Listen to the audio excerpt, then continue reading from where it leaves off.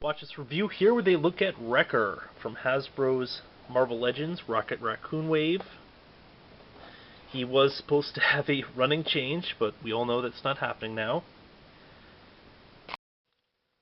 Once again, we get instructions, but no bio. Wrecker comes with Rocket Raccoon's head and gun, which literally are the only reasons I bothered to pick this one up. It's not that I don't like Wrecker. I'm sort of indifferent to him. But he reuses the same body as Pile Driver and, what was it, Thunderball from Wave 2. And I just don't think it's a great mold. I mean, yeah, it's got a good amount of size to it and everything.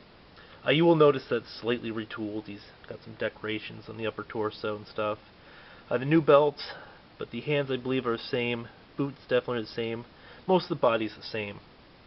But, yeah, it's just little bits and pieces tacked on here or there.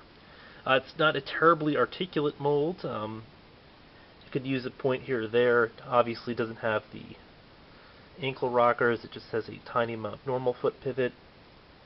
It's got a tiny toe joint and stuff like that.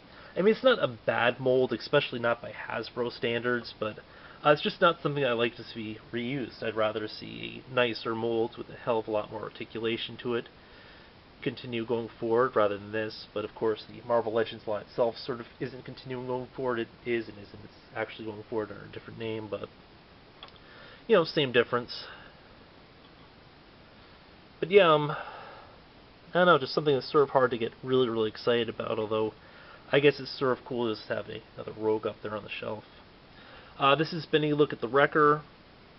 The articulation, by the way, is just kind of so-so. I'm not going to really get into it, but it's got single joints here at the elbows, and yeah.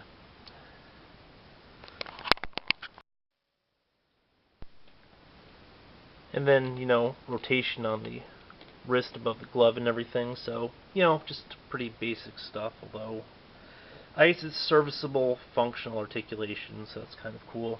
He does come with his crowbar, which looks like it can fit in either one of his hands. All in all, I don't find him a terribly exciting release, but, you know, he is pretty huge, which is always kind of cool, just for display purposes, so, you know, there is that.